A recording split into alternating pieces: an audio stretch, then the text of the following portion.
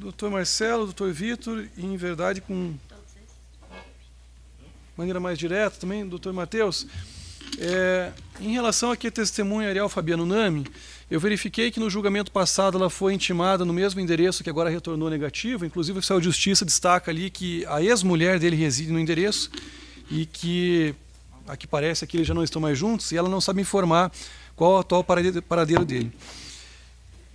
Conforme dito aqui, eu pesquisei aqui nos sistemas que nós temos disponíveis e localizei de mais atual aqui uma execução de pena do Ariel, porque ele foi condenado por um crime lá em Paranaguá e está em cumprimento de pena. E lá o endereço que ele forneceu é o mesmo endereço, né, que nós tínhamos aqui lá em Paranaguá, né?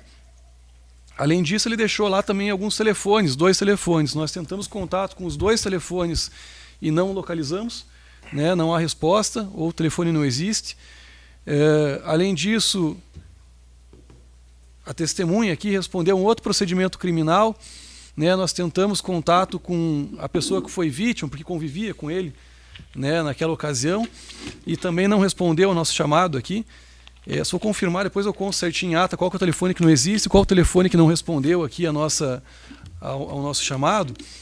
Mas, de qualquer maneira, eu quero dizer o seguinte, se, na parte que aqui realmente interessa, né, se o Ariel Fabiano Nami, eu já questionei aqui a defesa disse que já não tem contato com ele, não sabe como encontrá-lo.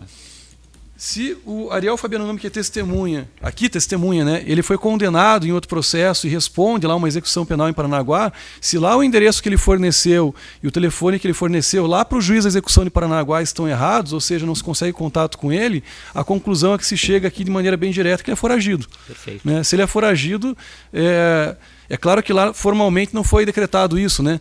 Mas quero crer que o próximo passo é esse. Claro. Né? Assim tomarem conhecimento, inclusive a gente pode comunicar lá que tentou encontrar ele aqui no endereço que ele colocou nos telefones e que ele não foi localizado e também não tem outra informação. Perfeito. Se Vossa Excelência me permite, uma testemunha que era vizinha da vítima, né? Inclusive arrolado também pela acusação e pela defesa na primeira fase. Entretanto, Excelência, envidados todos os esforços por esse douto juízo, há que se seguir a sessão plenária diante, né, do endereço que consta oficial aos órgãos da Justiça. Foram envidados todos os esforços, né, o juiz atento a essa questão diligenciou. Não foi localizado, seguimos então o julgamento. Tá, ok, mas o senhor com isso quer dizer que desiste da oitiva, doutor? Não é que eu desisto da testemunha, é que não foi localizado, né, Excelência? Tem o endereço aonde ele, né? Então certo. Tem que seguir o julgamento. Na verdade, as minhas considerações aqui, era dessa forma que eu ia concluir, claro. É que, veja, a ideia é que a testemunha seja ouvida. Perfeito. Apesar da lei dizer aqui que é a parte que tem o ônus de indicar o endereço e não teve condição de indicar, então, quer dizer, seguindo estritamente o que a lei diz, nós estamos, quero crer aqui que não há discussão, estamos corretos formalmente, né? Perfeito. Acho que nesse ponto o Ministério Público e Defesa não questiona a decisão desse juiz. Sim. Né? Nós, indo além aqui, no sentido de dizer que, veja, mesmo assim nós somos atrás. Claro. Né? Nós somos atrás nos meios que nós tínhamos disponíveis. Se houvesse algum requerimento por parte da defesa para que fosse diligenciado nos sistemas disponíveis, isso foi feito de pronto. Perfeito. Nós entramos em contato, inclusive mais, né, tem uma execução de pena e a pessoa nem para o juiz da execução, ou seja, ele tem que prestar contas, lá ele foi condenado, tem que cumprir uma pena. E não foi localizado, deu o endereço errado, então não atualizou, para todos os fins ele está foragido. Perfeito. Né? Então, segue o julgamento. Se nem em sequência, né, eles pedindo um mandado de prisão, não tem isso lá, mas claro. é o caminho natural, não sei, o juiz que vai decidir lá. Claro.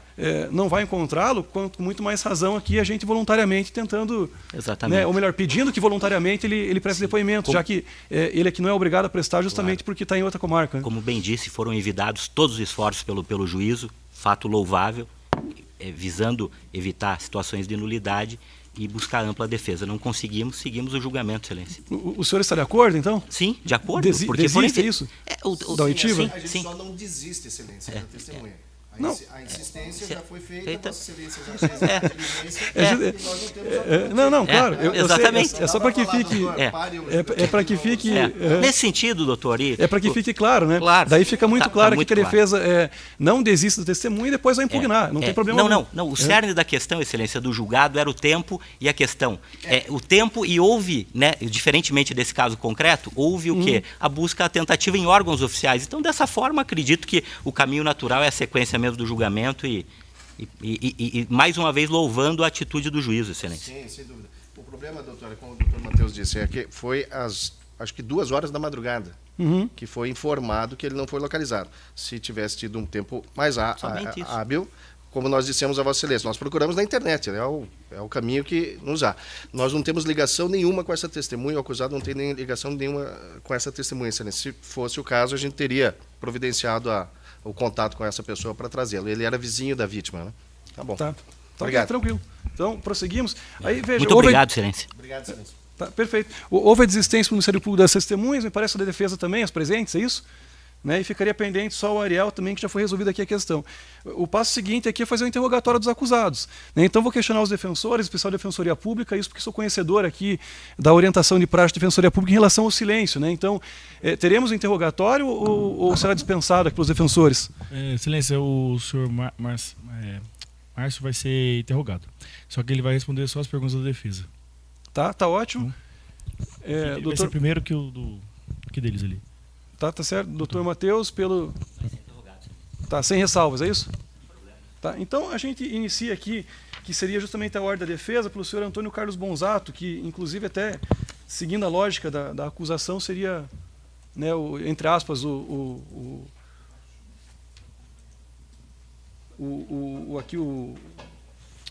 perdão, mandante. De fato. Qual é a ordem da denúncia? Não, a ordem da denúncia inicia aqui pelo senhor Antônio Carlos Bonzato. Eu dizia, aqui me fugiu a palavra, porque pelo menos na acusação do Ministério Público seria o mandante, o autor intelectual, né? Então...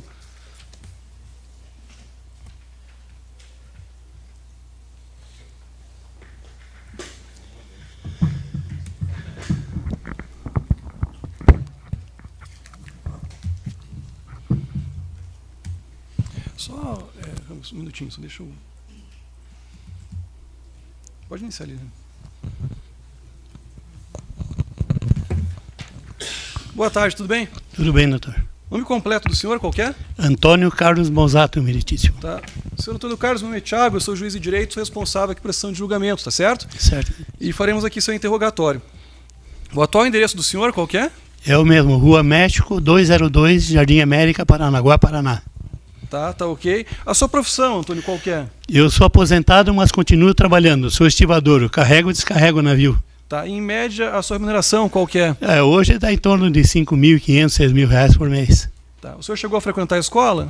Tenho o 2º grau completo, meritíssimo. Tá. O senhor está com que idade hoje? Estou com 69, como foi dito, faço 70 em março. Tá ótimo. O senhor é casado? Sou casado, divorciado e casado novamente. Tá. O senhor tem filhos? Tenho um filho com 50 anos que mora em Ponta Grossa, não está sabendo do júri. Desculpe, não está sabendo isso? Não, porque nós não resolvemos não comunicar. Tá. Tenho uma filha de 46 anos que mora em Paranaguá, não veio porque não está bem de saúde. Tá. Tenho minha outra filha que está aí presente, de 43 anos, e tenho minha esposa, que está aí, a minha atual esposa que está aí. Além disso, eu tenho um menino que também não sabe de nada, que está aqui em Curitiba, está fazendo faculdade no Positivo, eu resolvi não informá-lo dessa vez. Tá. Ao todo são 4 filhos, então, São 4 filhos. Todos maiores? Todos maiores agora. Tá. Algum deles depende do senhor? O mais novo sim, o de 21 sim, porque eu que pago a faculdade, eu voltei a trabalhar para isso. Tá ótimo. Problema de saúde o senhor tem, Antônio Carlos? Tenho, mas é corriqueiro, doutor. Não dá para reclamar de nada. Tenho problema de gota, muito acentuada demais, e tomo remédio para o coração daí. Tá ótimo. Afora esse processo criminal, o senhor tem ou teve outros? Teve outros sim. Tá, ao todo foram quantos? Que eu me recordo, 4. Tá, e qual que foi o desfecho desses processos? O senhor foi condenado, absolvido? Tem um que foi acusação de fogo, que nós recorremos o tribunal no que julgar, eu estou isento de qualquer culpa. Tem um que eu não fui pronunciado, e tem outro que está lá em Paranaguá que tem não andou ainda porque tem 4, 5 mandantes também. Tá, entendi, mas veja então, o senhor mencionou um incêndio, mas o crime de incêndio ou de homicídio? Sim, crime de incêndio. De incêndio? Sim. Tá, perfeito. E aí o senhor disse que tem mais um de homicídio que o senhor não foi pronunciado? Sim, tá. Foi impronunciado. Foi impronunciado. E tem outro que está lá que até hoje não acharam quem é que mandou matar, quem não mandou. Tá em andamento também de homicídio, sim, é isso? Exatamente. E aí então esse seria o quarto? Seria o 4º processo. Quarto processo, 3 homicídios, 1 por incêndio. Exatamente, tá. Todos ocorridos numa faixa aí de 1 ano e meio, 2 anos. Tá, então condenação o senhor não teve, é isso? Nenhuma. Tá. Fora do estado do Paraná, o senhor teve algum problema com a polícia? Não, nunca tive problema nenhum. Só nessa época em Paranaguá, nesse período aí de 99 a 2001. Tá ótimo. Bem, senhor Antônio Carlos, o senhor tem advogado constituído, quero crer, essa altura já conversou com seus defensores? Certeza, pessoal. O senhor também tem conhecimento da acusação? Sim. Né? Então, a partir de agora, o senhor não é obrigado a responder as perguntas que eu fizer, se quiser pode ficar em silêncio, e isso não vai prejudicá-lo, tá certo? Certamentíssimo. Feito esse esclarecimento, o senhor tem interesse nas perguntas ou não? Prefere ficar em silêncio? Não, responda tudo que for possível, meritíssimo. Tá. A denúncia, da maneira como redigida aqui pelo Ministério Público, é um pouco extensa, né? Mas a primeira pergunta que se faz, de maneira resumida, é a seguinte: diz o Ministério Público que em dia e mês que não foram aqui apurados exatamente, mas em 1999, em horário também que não foi determinado, no Sindicato dos Estivadores da cidade de Paranaguá, o senhor Antônio Carlos Bonzato teria se encontrado com Márcio Bauralquides Teixeira, ocasião então que solicitou a Márcio a contratação de Hélio de Oliveira para que matasse a vítima Paulo Yoshiharu Sakamoto, que era conhecido por Paulo japonês. Diz aqui que o senhor Antônio Carlos Bonzato agiu a mando do denunciado Joel Moreira Bonzato, né, vez que o denunciado Joel Moreira Bonzato, conhecido como banqueiro, já que a vítima era conhecido como banqueiro do jogo do bicho na cidade de Paranaguá, estaria então atrapalhando os negócios do acusado aqui, Joel Bonzato, também conhecido como bicheiro naquela cidade, ou seja, de Paranaguá. Diz aqui então que o Márcio, o acusado Márcio, procurou o Hélio, o qual aceitou praticar o homicídio pela quantia de R$5.000. E aí segue o Ministério Público dizendo que, novamente, Márcio conversou com o Antônio, o qual concordou com o preço estipulado, mostrando a Márcio onde se localizava então a residência da vítima.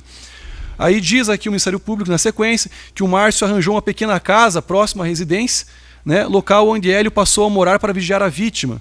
E aí então chegou o dia do fato, no dia 19 do mês de setembro de 1999, por volta das 21 horas, Márcio teria levado Hélio de Oliveira até as proximidades da residência da vítima, localizada na rua General João Silva Rebelo, número 257, bairro Jardim Cominese, lá em Paranaguá, onde então o Hélio se escondeu-se num terreno baldio esperando a chegada da vítima para então matá-la. Né? Então, basicamente, o que diz o Ministério Público é que nesse dia, nesse horário, por volta das 20 horas e 30 minutos, a vítima chegava em sua casa quando então o Hélio, a mando do senhor, a mando do outro acusado, Joel, contratado por intermédio aqui do Márcio, teria então efetuado disparos de fogo contra a vítima Paulo Yoshiharu Sakamoto. Né? O que diz aqui, de maneira bem resumida, é que o senhor foi aqui um mandante de um crime de homicídio qualificado. Né? Esses fatos são verdadeiros, são falsos? Não, são todos falsos, meritíssimo. Tá, o que houve aqui nesse episódio, senhor Antônio Carlos? Eu posso esclarecer rapidamente, meritíssimo. Primeiro que sala em 99 eu não tinha. Eu era estibador comum no meio de 1.500 homens, 1.600 homens. Eu fui ser diretor do sindicato a partir de 2001. Eu não era diretor do sindicato. Segundo que eu nunca contratei Márcio, nem ninguém, ele sabe disso, e ele sabia que eu não tinha sala. Terceiro que, antes de pegarem o Márcio, meritíssimo, e é bom que eu traga isso à tona novamente, pegaram um outro rapaz em Paranaguá que tinha problema com droga, Jailson, e da mesma forma, levaram para afogamento, bateram, para ele confessar, ele confessou o crime, o Jailson, o COP apresentou ele na televisão em Paranaguá, como sendo o cara que assassinou o Paulo o japonês, e, no entanto, como não dava liga, caíram na realidade que, na época, o Jailson estava detido na praia, lá em Pontal do Paraná, por roubo. Daí pegaram o Márcio e fizeram a mesma coisa. Relata ele, o Márcio, relata em juízo, e isso eu ouvi ele relatando em juízo, de que ele sofreu afogamento, sofreu choque, sofreu tudo, e daí para dizer o meu nome. Por que dizer o meu nome?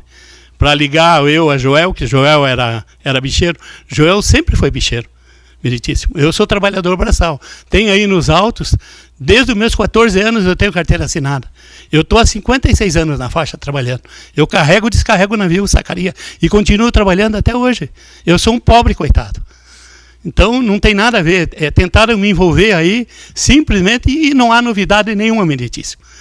Raras exceções antes, e eu sei que incomodei a polícia em Paranaguá, porque eu fui membro do Conselho de Segurança e realmente na época, há 30 anos atrás, quem sabe o pessoal aí não tem acompanhado, mas há 30 anos atrás caía lá, era pobre ou era negro, era pau mesmo, e eu interferia. Entendeu? E tem doutor Massaro, que hoje está aqui em Curitiba, é testemunha disso, de eu ligar para ele para tirar a pessoa da delegacia que estavam apanhando. Então envolveram o meu nome por uma questão de sobrenome. Mas eu nunca tive afinidade com o jogo do bicho, aliás, eu professo outra coisa. Eu sou cristão, eu não milito disso. Então, longe de mim isso daí. E nesse período, Meritíssimo, eu fui homem, fui cidadão, de 54, quando eu nasci, até 99. De 99 a 2001, eu sou o quê? Eu sou um louco, daí eu mato todo mundo, não matar, contrato, e depois de 2001, sigo minha vida normal. Eu sinto, sinceramente, eu sinto pela morte de todos. Sinto, eu perdi pai, perdi mãe, eu sei como dói, perdi irmão, mas eu vivo há 20 anos e Deus queira que acabe aqui hoje. Eu vivo há mais de 20 anos com essa canga nas minhas costas. Entendeu? Eu criei meus filhos, meus netos, tentando eximir de tudo isso daí, tentando manter minha família unida. Entendeu? Eu, sinceramente, não devo nada. Estou aqui pronto, eu poderia ter fugido, poderia ter me negado a vir, nunca me neguei a ir em lugar nenhum, nunca me neguei a ir na delegacia. O delegado, o doutor de Senha, que era o advogado do Joel, que foi promotor público, era advogado do Joel, falou para o Joel na época que não dê mais dinheiro porque estavam extorquindo ele. Então, na verdade, na época a polícia extorquiu o Joel. E Joel, ele sim era homem de posse, eu não. Eu fui confundido com o irmão dele. O irmão dele que foi bicheiro, o irmão dele que trabalhou 40 anos com ele, não eu. Está aí nos autos, está aí a documentação tudinho, eu tenho vários atestados de gente da faixa portuária, de presidente de câmara, de gente de prefeito, desse prefeito, falando quem eu sou. E eu nunca saí de Paranaguá. Teve todos esses problemas aí, eu nunca fui hostilizado em Paranaguá, Meritíssimo. Nunca ninguém me disse uma palavra mais em Paranaguá. Todos me conhecem em Paranaguá, como trabalhador braçal, como bonzato da Estiva. Então, o que eu tenho a relatar é isso daí, Meritíssimo. Tá. Senhor Antônio Carlos, a gente possa se compreender, né? Vamos identificar aqui quem são as pessoas, né? O Joel. Sim, era meu primo. Ele era banqueiro, ele tinha capanga, ele tinha gente com ele na banca, ele tinha fortaleza no bicho. Ele sim, foi 40 anos bicheiro. Eu não. O Joel era primo do senhor? Sim, sim. E aí ele trabalhava com o jogo do bicho? Sim, ele sempre trabalhou nisso, 40 anos trabalhando. Tá, a profissão dele, a ocupação dele era o jogo do bicho. Ele tinha outras funções que fazia. Ele tinha empreiteiro, ele tinha construtora, ele tinha motel, tinha um monte de coisa. Agora eu não. Eu nunca tive nada disso. Ok, entendi. O senhor tinha, fora, né, o parentesco, o senhor já disse que tinha, que era primo dele, o senhor tinha algum tipo de relação com ele? Nenhuma, Meritíssimo, nenhuma. Você chegar em Paranaguá e perguntar para quem quiser em Paranaguá, todo mundo vai saber que eu nunca fui na banca do bicho. Eu falei com ele 4 vezes. Minha mãe proibia, porque minha mãe era evangélica. Minha mãe não deixava nós se aproximar dele. Entendeu? Eu falei com ele 4 vezes. E uma das vezes que eu falei com ele, ele negou um pedido que eu fiz, que era para ajudar minha mãe, que estava internada, estava em estado já anterior à morte, estava na UTI, no Hospital Paranaguá. Então, e ele não atendeu, porque ele não se dava com nós. Nem ele, nem o irmão dele. Não se dão com nós. Nós um de um lado, outro no outro. Tá. Não existe isso. Vamos em frente. A vítima, o Paulo, o senhor conhecia? Não, nunca ouvi, doutor. Nunca ouvi. Sinto muito pela morte do Paulo. Nunca vi, não sabia onde morava. Nunca militei, nunca vi onde que ele trabalhava. O que eu soube foi depois, Meritíssimo. O que eu soube foi depois. Tá. Em relação aqui, que é mencionado aqui na acusação, né? Ele era bicheiro também? Tinha uma o Paulo, sim, é o que eu soube depois, que ele era bicheiro, jogava carteado, não tenho nada contra ele, não tenho nada contra a vida de ninguém. Tá. Cada um faz o que quer da vida. O Paulo explorava alguma outra atividade? Sim, ele jogava baralho, foi dito aí, inclusive o doutor de Senha, na época, foi pesquisar e viu que ele vivia, porque a banca dava pouco dinheiro para ele, porque o outro estava há 40 anos na cidade, ele não incomodava o outro bicheiro. Não é porque morreu que eu não vá falar em nome dele. Ele não incomodava o outro bicheiro. Ele vivia de carteado, ele jogava jogo do bicho. Nada contra ele, cada um escolhe a vida que quer. Né? Tá.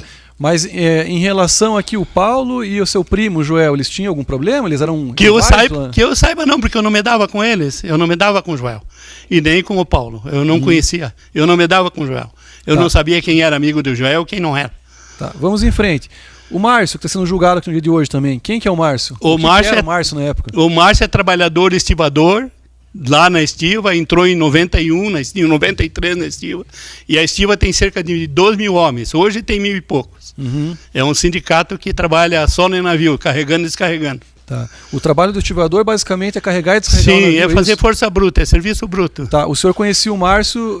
Só de trabalho. Eu conheci ele na primeira vez que eu estava, isso já foi em 2000 e final de 2001 para 2002, quando a falecida mãe dele, Dona Zope, veio pedir para mim, que eu era assistente social do sindicato, para arrumar um internamento para ele. Daí nós arrumamos o internamento para ele através do sindicato, ele teve internado por problema de dependência química. Então eu conheci ele através da Dona Zope, mas o Márcio a gente conhece desde lá dessa época. Tá certo. Mas nessa época, 99, você já conhecia ele ou não? Sim, ele estava lá no sindicato, mas eu nunca mantive contato com... Ok, vamos em frente. Hélio Oliveira, quem que é? Não, também fui conhecer só no julgamento só, doutor. Tá, mas o Hélio nunca vi, nunca sabia quem era, esse que faleceu. Tá, tudo bem, mas o Hélio trabalhava com o senhor também, não, senhor, nunca vi, não. Não trabalhava na CIO. Não. Nunca trabalhou lá. O senhor disse conhecer ele só no julgamento, é isso? Sim, só no dia do... Tá, afora esse episódio aqui, essa acusação, então o senhor não sabia de quem se tratava? Não, de maneira nenhuma. Até porque diz na outra acusação lá e está tudo... eu reli, eu fico lendo minha mente, às vezes já não acompanha muito. Porque pegaram duas pessoas, matou o mesmo cara em local diferente. O Jailton matou e o Márcio matou a mesma pessoa. E levaram para a televisão, levaram tudo. Tá. A pergunta que se faz aqui, dando sequência à nossa conversa, Antônio, sim, senhor, por qual razão que a polícia, depois o Ministério Público, imputaram ao senhor aqui ser um dos mandantes do crime ou ter agido por ordem aqui do Joel? Não, o Ministério Público ele foi pelo que foi colhido na delegacia. Na delegacia colheram o depoimento tanto de Jailson na primeira vez, através de pancada. Tiraram a unha do rapaz. Ninguém é nécio, ninguém sabe. Todo mundo sabe que isso acontece. Ainda acontece hoje em dia em cidades pequenas. Entendeu? E da mesma forma, Márcio. E em juízo eles disseram completamente o contrário. E falaram, inclusive, especificaram onde receberam afogamento, aonde levaram choque, o que tinha na sala. O que tinha lá no local. Tá, mas o Jailson quem que é? Porque o Jailson não faz parte Não faz parte porque daí esqueceram o Jailson, que eles só apresentaram só para a imprensa. O COP apresentou para a imprensa na época o Jailson, e depois, como não era o Jailson, porque descobriram que o Jailson no dia do assassinato estava detido lá em Praia del Este, lá na cadeia por roubo, e daí foram atrás de outros. Várias pessoas apanharam por isso daí. Tá. Ok, o senhor disse então que essa pessoa que chama Jailson teria sido torturada pela polícia, sim, essa palavra? Sim. Né? Mas, o Márcio também. Tá, mas como é que chegaram até o Jailson? Por que a polícia chegou até o Jailson por conta desse fato? Você não entende o que eu quero dizer? Não sei, meritíssimo, não sei. Ou foi de maneira aleatória, pegaram uma pessoa e fizeram confessar algo que ela não tinha relação e indicar terceiros? Paranaguá é comum. Eles pegam as pessoas que comumente assaltam ou roubam, porque no primeiro momento a impressão era que foi através de um assalto, que foram fazer um assalto e deu errado. No segundo momento que levantou-se essa questão de coisa.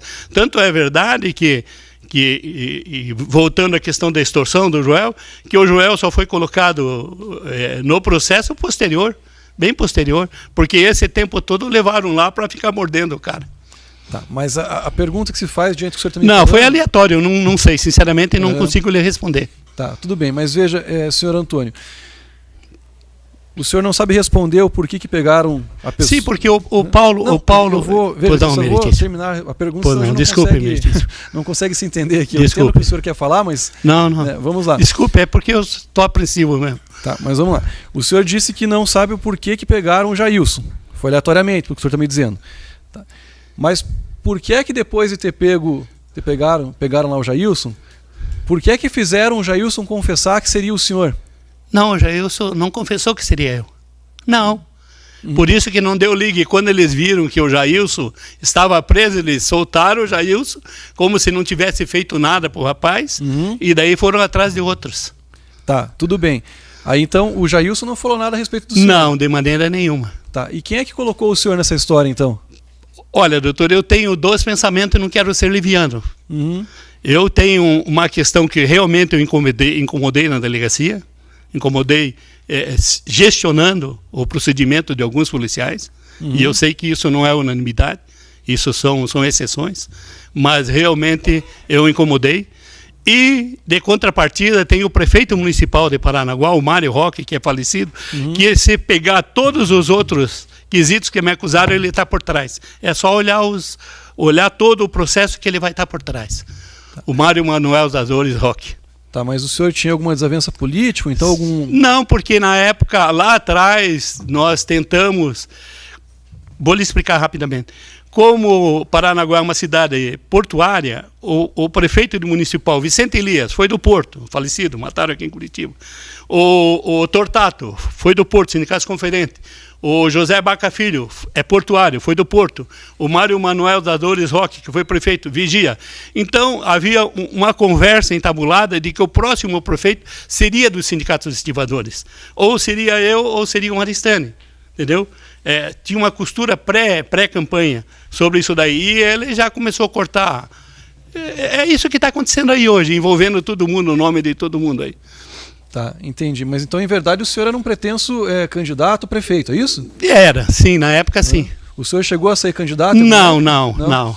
Tá, tudo bem. Não, porque depois disso daí eu prometi para minha família que não me metia mais em nada, em política. Tá, nenhuma. Então o senhor tem duas hipóteses. Uma que... Sim, não quero ser liviano. Porque a polícia de alguma maneira tentou prejudicá-lo, porque o senhor questionava os procedimentos que eram adotados por alguns policiais. O senhor pode indicar quem são os policiais? Sim. O próprio delegado, Dr. Buvulin, é um. Basta dizer, meritíssimo, que o doutor... Um dos advogados, doutor... Puxa, me foge aqui a memória. Ele foi agredido dentro da delegacia pelo doutor... meu Deus. Ele foi pelo delegado adjunto, foi agredido, foi segurado pelo pescoço, jogado fora da sala, caiu de costas. Isso na presença da promotora pública, em Paraná, doutor Aquim. Doutor Aquim, ele foi agredido, um advogado foi agredido dentro da delegacia. Isso era costumeiro em Paranaguá. Então, o doutor Buvulin, nós tivemos uma cariação que foi feito, eu, Tadeu Faringe, o Hélio, não esse Hélio, um outro Hélio, o Márcio, o Ari Cabeção, e um outro rapaz de Paranaguá, uma cariação feita com o doutor Buvulin, com o doutor Guaraci. E na época ele começou a gritar demais, o doutor Beno está aí presente, o doutor Beno interviu, o outro advogado era o doutor, meu Deus, me foge aqui, que era daqui de Curitiba, estava lá na cariação, e quando o rapaz ia falar, eles mexiam no gravador para não gravar o que o rapaz estava falando. O Tadeu Faringe foi homem suficiente ali, ele estando preso, e ele falou na presença de todo mundo, no Ministério Público, do advogado, representante da OAB, que estavam lá na cariação, ele falou que ele estava apanhando, que se ele não denunciasse, não confirmasse o meu nome e o nome de Joel, ele realmente não ia receber droga na cela, e isso foi dito por uma pessoa que viu, e ele falou isso na cariação, e o doutor Buvulin falou, bom, então a casa caiu para nós. Gritando com todo mundo, o doutor Beno está presente aí, estava com o aparelho no bolso gravando, e falou, fique tranquilo, e daí eles desistiram de tudo. Daí. Então a polícia em Paranaguá... Eu não sei como é que está hoje, porque eu não me meto mais. Não vou mais em delegacia a pedido de ninguém mais. Mas antes eu ia, como assistente social, eu ia. Principalmente não para crime de agressão, mas para crime de bebedice, para problema de outros qualquer, eu ia na delegacia. Vou relatar rapidinho aqui. Teve um cidadão da Ilha do Valadares que tinha dificuldade de falar. Ele bateu com a bicicleta com uma menina de 10 anos na Ilha do Valadares. A menina era filho de um policial. Pegaram esse cidadão, levaram para a delegacia, me avisaram. Ele era da Igreja Assembleia de Deus. Levaram ele para a delegacia. Me avisaram, eu fui lá. Eu liguei e pode confirmar. Se eu estiver cometendo algum equívoco, mande me prender depois. Entendeu? Eu não sou moleque, não sou criança, eu já estou barbado e de cabelo branco. e sempre me pautei na verdade. O doutor Massaro, eu tinha o telefone dele. Por que eu tinha o telefone do doutor Massaro? Porque a gente jogava bola no final de semana com o pessoal da igreja, ele congregava na mesma igreja que eu, a gente trocava bola. E eu liguei para ele, pedi a interferência dele, ele foi lá, senão esse rapaz que tinha dificuldade de falar, estava sendo agredido e ia levar para a sala, iam levar para a sala e iam cobrir de pau o rapaz, porque ele bateu-se com uma menina de 12 anos de bicicleta. Entendeu? Tá. Vamos organizar aqui o nosso raciocínio, senhor Antônio. Diga, doutor. O senhor falou em relação à polícia. Ok, ficou entendido já o que o senhor quis dizer, né? Em relação a essa pessoa que teria sido prefeita aí de Paranaguá, Hélio Roque, não é? Não, Mário Mazzara Roque. Tá. Que é uma pessoa falecida hoje, né? Sim, o filho dele é o prefeito e acontece a mesma coisa. Denigra a imagem do outro que está lá querendo concorrer, é a mesma ladainha, é a mesma coisa a nível nacional. Tá, entendi. Então, não muda nada, meritíssimo. Ele teria o quê? Forjado isso para que... Sim, para me afastar da vida política. Foi mais do que claro, notório, todo mundo viu, sabia isso daí. Tá, mas e como que ele fez isso? Porque, veja, o senhor disse que a polícia fez porque tinha problema com o senhor. Ok, a polícia faz a investigação, né? É o trabalho dela. Sim. Sim. Aí mas investigação normal, né, doutor? Se são maus policiais, vão desvirtuar isso, pelo menos no que o senhor está dizendo. Sim. Como é que essa pessoa que era o prefeito na época atuou para que o senhor fosse incriminado? Doutor, Paranaguá é assim, olha, quem sabe não seja hoje, mas até pouco tempo era, meritíssimo. Até pouco tempo, vou falar para o senhor, e isso daí todo mundo sabe, não é porque eu sei, porque eu era parente do bicheiro. Bicheiro paga a polícia, bicheiro paga delegado, bicheiro paga isso, paga aquilo, bicheiro tem guarda-costas, bicheiro tem isso, prefeito paga isso, paga aquilo. Isso não é novidade nesse Brasil. Tá. Aí, em sequência, o senhor disse já que a polícia poderia ter algum motivo para isso, da mesma forma também o prefeito da cidade, que se chamava Mário Roque. Sim, doutor Buvolin tinha. Em relação aos demais aqui, por que foram incluídos nessa... Não me pergunte, meritíssimo. Aí o senhor não sabe dizer? Não, senhor. Tá. Eu sei que eles apanharam. Tá. Quem é que matou a vítima aqui, o Paulo? Não, até hoje, para mim não foi o Márcio e para mim não foi o Jailson. Para mim não foi. O Paulo, eu não sou juiz. E eu não julgo ninguém. Isso compete ao meritíssimo. Mas eu vou falar o que eu sei. O Paulo, pelo menos que eu sei, lendo e soube que foi dito nas audiências. O Paulo, ele saiu de Curitiba fugido, foi para Paranaguá fugido, por dívida de jogo. Aqui ele sofreu tentativa de assassinato, lá ele sofreu várias tentativas de assassinato, lá em Paranaguá, culminando com a morte dele. Então, o que eu sei é isso daí. Tá.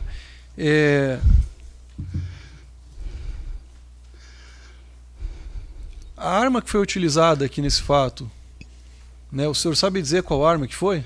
Eu sei porque eu li ali, o doutor Matheus me explicou, inclusive, várias incoerências que tem, entendeu? Tá, mas o senhor sabe que arma que foi essa? Eu sei por ter lido. Se foram 2, 3? Não, uma arma só, eu sei porque li aí. Essa arma foi encontrada? Diz que foi pega aqui em Curitiba. Foi pega aqui em Curitiba quando foi... Estava presa aqui em Curitiba, estava custodiada, né? Isso que fala o termo. Tá, mas essa arma foi encontrada com quem? Diz que foi encontrada com o Elinho, depois. Tá, o Elinho é a pessoa que é acusada aqui como executora, é isso? Isso. Tá, o senhor sabe dizer que circunstância que essa arma foi apreendida, foi encontrada? Pô, doutor, olha, eu sei o que está no processo. Sei o que está no processo. Primeiro que essa arma ficou presa aqui em Curitiba, essa arma depois apareceu em Paranaguá, ela não tinha resquício de pólvora, ela realmente foi as balas foram em frasco violado, não foi em frasco não violado. Fizeram uma miscelância danada com o negócio, entendeu?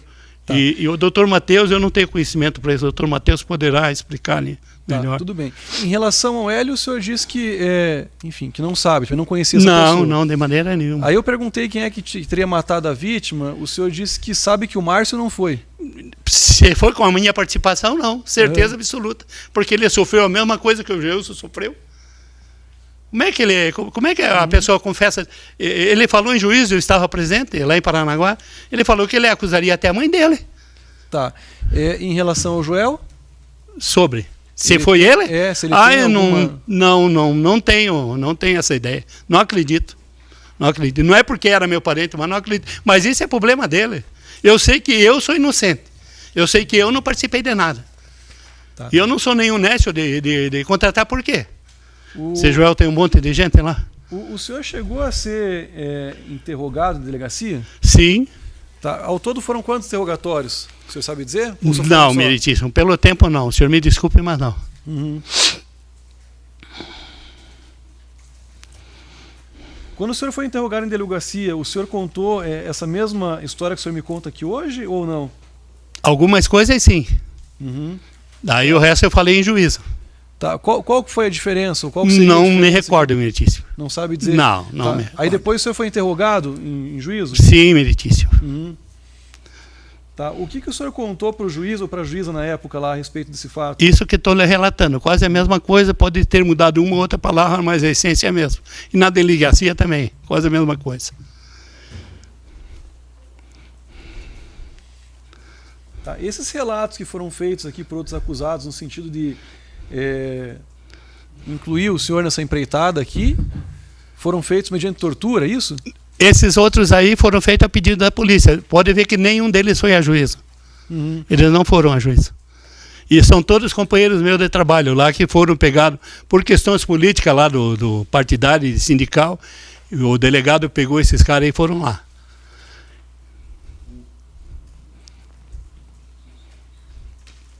E não foram nem no dia da audiência, eles nem compareceram. Fugiram daí.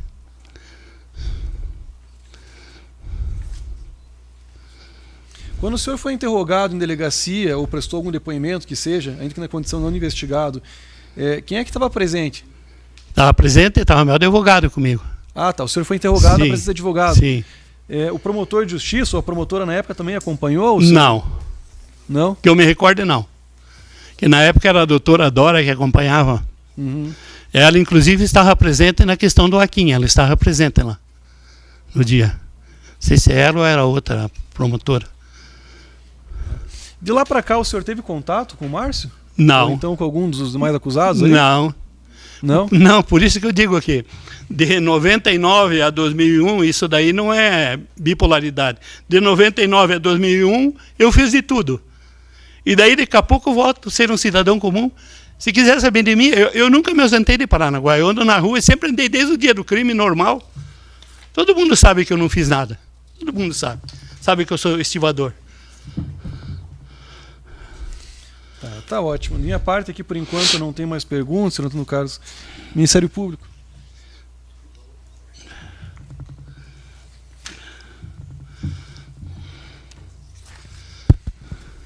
Boa tarde, senhor Joel. Joel. Tá vendo? É assim? Antônio. Joel, eu... Digníssimo promotor, mas é assim que... No começo, dizendo que eram verdadeiros, depois não. É assim que... Às vezes você confunde. Mas é assim Mas mesmo. vamos lá. Eu tô acostumado. Senhor Antônio, o senhor falou que a vida inteira foi estivador em Paranaguá. Sim. A sua vida até 99 nunca teve nenhuma passagem, nunca teve nenhum enfrentamento com a polícia? Não, nunca. A sua, desculpe se eu estiver errado, a sua liderança ali na estiva, que lhe deu talvez uma certa... Eu acho que sim. Uma certa liderança dos estivadores. Mas só no meio da faixa portuária. No meio da faixa portuária. Sim. Para quem não conhece o trabalho da estiva, sim, né? Carregar, descarregar caminhões, navios, etc.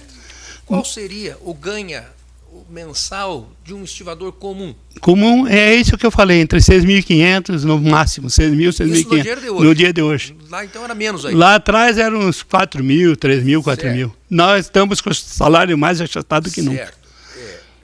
O senhor fazia parte de algum sindicato ou nunca fez? Não, eu sou sindicalizado. Era sindicalizado. Sou sindicalizado. Foi nesse meio que o senhor conheceu essas pessoas que estão sendo julgadas com o senhor? Por exemplo, o Márcio, o Hélio? Não. Só o Márcio, porque ele é estivador. O Márcio o senhor conhecia? Sim, o resto não. Perfeito. Então, quando o senhor foi na delegacia a primeira vez, no ano 2002, com o doutor Breno Brandão, e o senhor disse que conhecia o estivador Márcio. E sim. O senhor conhecia. Certo. E o Márcio, o senhor sabe dizer se além da estiva, ele tinha passagem, já tinha cometido algum crime? Como é que era a vida fora da estiva do Márcio? Não, porque a gente não acompanha. O que eu sabia, doutor, o que eu sabia e fui chamado pela mãe dele, ela nos procurou, foi para fazer o internamento dele. Ele sempre foi trabalhador lá nosso, desde 91. Por qual motivo? Internamento por dependência química. O Márcio. Sim, o Márcio. Mas eu nunca mantive a relação com nenhum. Eu trabalho na Estiva, mas é do serviço para casa, de casa para o serviço. Perfeito. Eu não faço. O seu patrimônio, já que estamos falando um pouco da sua vida, né?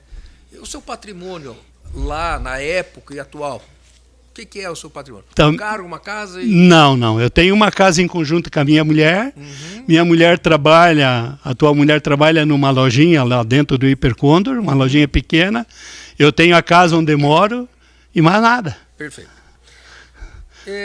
Bom, agora o seu primo, ele Joel, sim tinha. O senhor falou que ele lá em Paranaguá sempre mexeu com o jogo do bicho. Sim, ele era bicheiro, era banqueiro, tinha construtora, tinha motel. Qual é a diferença de idade do senhor para ele?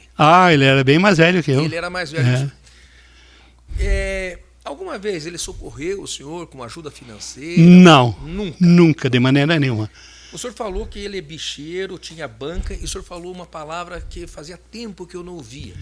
Fortaleza. Sim. Explica para o jurado o que é a fortaleza do jogo do bicho. Sim, ele tinha, eu não vi essa palavra. Ele tinha uma casa enorme, com muros. Basta dizer de que dentro da casa, quando ele saía, eles tiravam o pessoal que terminava o serviço dele. Por que eu digo isso? Porque o irmão dele, e eu converso demais com o irmão dele, com o Renato, que foi o banqueiro com ele durante 40 anos. Os dois irmãos eram bicheiros. Ele, quando saía, deixava uma leoa lá dentro.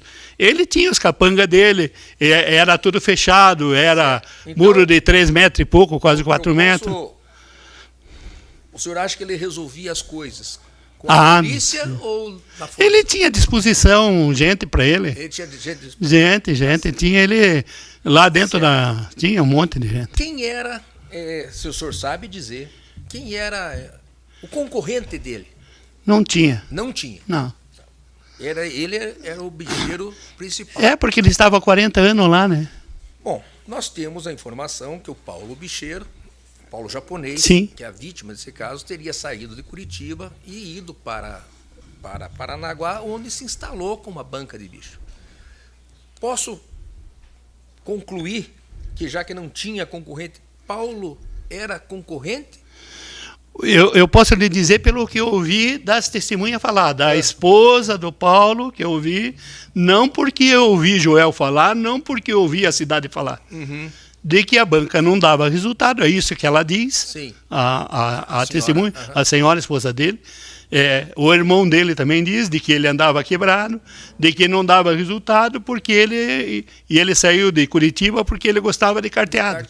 Certo? E não oferecia, no entendimento dela. Tanto é verdade que, posterior à morte dele, ela tentou bancar, daí foi vender a ela que está dizendo. E eu li tudo isso, eu tomo cuidado de ler. Ela que vendeu. Ela foi lá oferecer, Joel falou para ela continuar, ela não quis. Por 50 mil. E daí vendeu os apetrechos por 50 mil. Perfeito. E o Joel continuou o negócio que era do Paulo. Sim ou não? O senhor não sabe? Não sei. Não sei.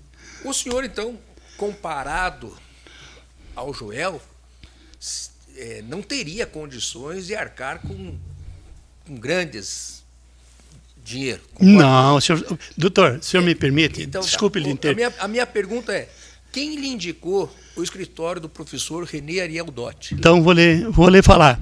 Eu trabalhei com o doutor Maurício na Estiva, doutor Maurício Vitor, falecido. Tá. Maurício Vitor de Souza. Tá. Ele foi assessor do Dr. René Dotti, quando o Dr. René Dotti foi secretário aqui em Curitiba, secretário de Estado. Isso. Então ele ele era advogado e ele trabalhava junto, era o braço direito na época, isso há 40 anos atrás, 50 anos atrás. Só para o senhor contar essa história. Certo. Daí, como o doutor Maurício era advogado do sindicato, doutor Maurício, eu contei para o doutor Maurício, estão me acusando aí de coisas que eu não devo. Daí ele falou, e o doutor Maurício se criou, ele era mais velho que eu, mas se criou na mesma vila que nós. A mãe dele era colega da minha mãe, o pai dele era colega do meu pai, se criamos todos juntos na mesma vila, isso há 60, 70 anos atrás, 60 anos atrás. E o Maurício ligou na minha frente, da sala dele, da sala de advogado, ligou para o professor René Dotti e falou, Antônio, suba lá e fale com ele que ele vai vai te atender. Perfeito. E eu lhe digo, tá aí o Beno. Sim, Tá aí o Beno. É só para explicar para o jurado. Beno está há 20 anos comigo, não dei um centavo para ele. Então, era essa a minha segunda pergunta. Eu Ou paguei seja, parcelado para o professor Renê. O doutor Maurício, em razão desse conhecimento que o senhor tinha na sim, contactou o escritório do doutor professor Renê, que imediatamente secondou eu com a sua causa e encaminhou o doutor Beno para lhe acompanhar na causa, que está até hoje pro bono, digamos assim, eu paguei, praticamente gratuitamente. Eu paguei para o doutor Renê parcelado, pouca coisa. Paguei uma parte por coisa que está aí. Porque essas perguntas têm que ser esclarecidas hoje. Aqui, me desculpe. Certo? Desculpe. Não fique sem constrangimento nenhum, tá bem? Porque o meu genro teve de vender. O senhor mencionou que nesta vez, eu não sei se foi nesta ou numa outra vez, que teve uma cariação. Eu não localizei essa cariação neste processo. Não foi nessa, não foi no outro. Foi no outro, Letícia. O Beno Brandão estava lá, gravado. Né? Obrigado. O senhor sabe se essa gravação veio para este processo?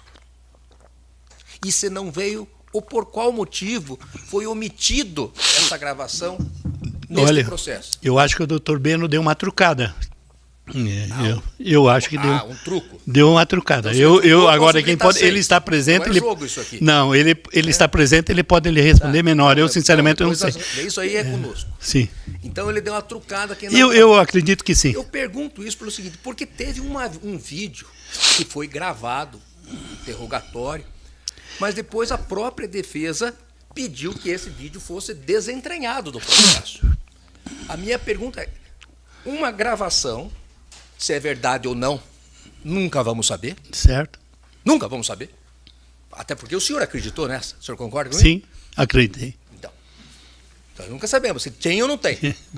Se tem aquilo que o senhor falou ou não. Então é uma coisa assim, não sabemos. Não sei. Mas nós tínhamos e temos uma fita que foi gravado o interrogatório.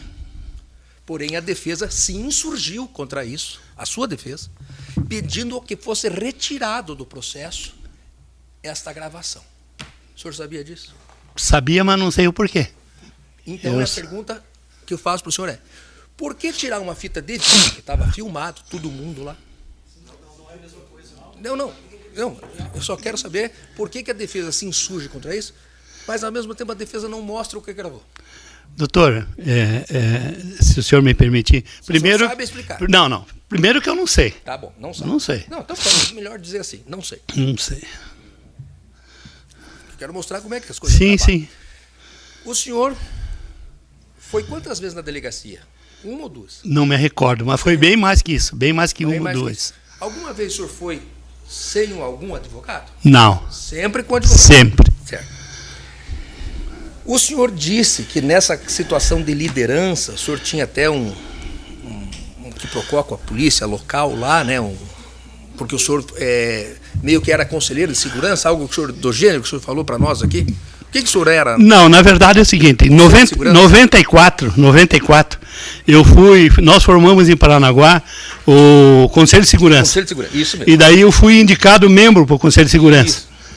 E daí realmente eu incomodava, porque eles... A minha pergunta é a seguinte, o senhor disse que as torturas em Paranaguá eram frequentes. Sim, denunciei várias. O senhor, como conselheiro, denunciei. Tem alguma aqui que o senhor tenha denunciado? Dessas aí? Não. Dessas aí não, a anterior sim. Sim. Anterior sim. Foi juntado no processo alguma dessas? Não, porque foi em 94. Tá, não foi juntado.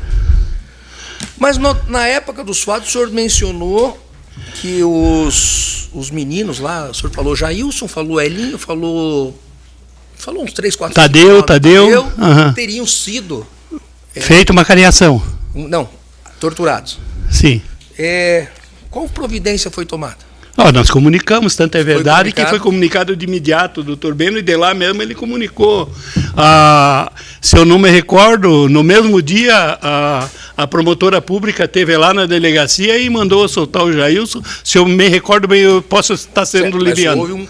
Sim, houve tomada de atitude. Perfeito. E o Ministério Público foi atuante daí com a oportunidade. Bom,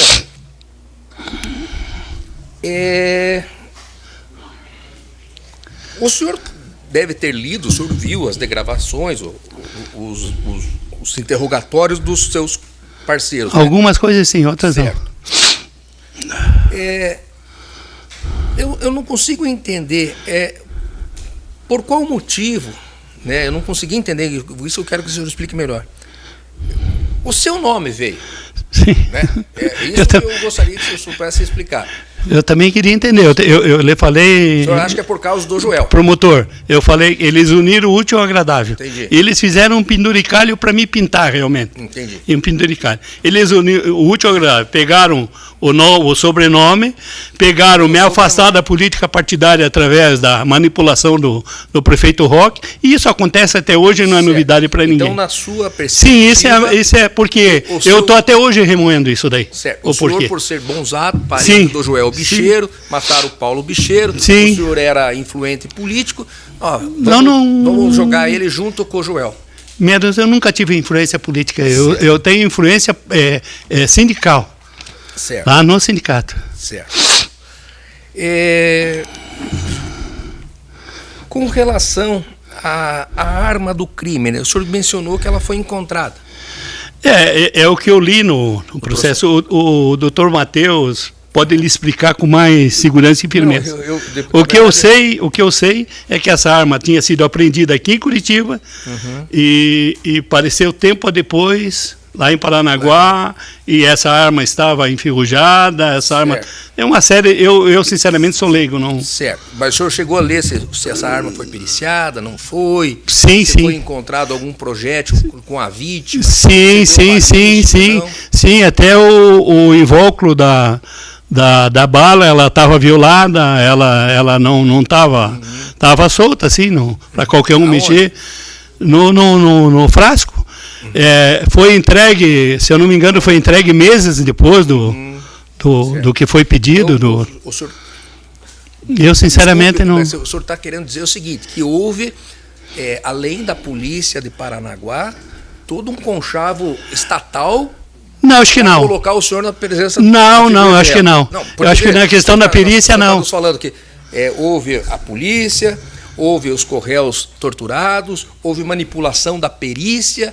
E só para colocar... Não, da perícia não. Da perícia que eu tenho a dizer é de que o invólucro foi violado. Certo. Só isso daí que eu tenho a dizer. Eu não sei, não conheço de arma, não sei. Tá. Bom, nós estamos falando de 1999. Sim. Antigamente, os projetos ficavam grudados na capa do processo original. Os doutores vão lembrar dessa história. Quantos advogados não comeram folha de cheque? Né, folha de cheque. Vamos lá. O senhor... foi torturado? Não. Porque eu sempre fui acompanhado de advogado, nunca fui sozinho. Certo. A partir daquele momento que eu falei com o doutor Maurício, eu sempre comuniquei meu advogado. Certo. O senhor mencionou a doutora Dora, doutora Sim. Karina. Doutora Dora, ela viu a agressão do Aquim na delegacia. Do advogado. Do advogado. Tá, mas não do réu. Não, do réu. Tá. A doutora, eu posso estar equivocado, se foi a Dora ou a Karina, que viu no dia da cariação, ela viu os gritos, sim, a gritaceira. Grito, normal. Às vezes viu que o rapaz... Não.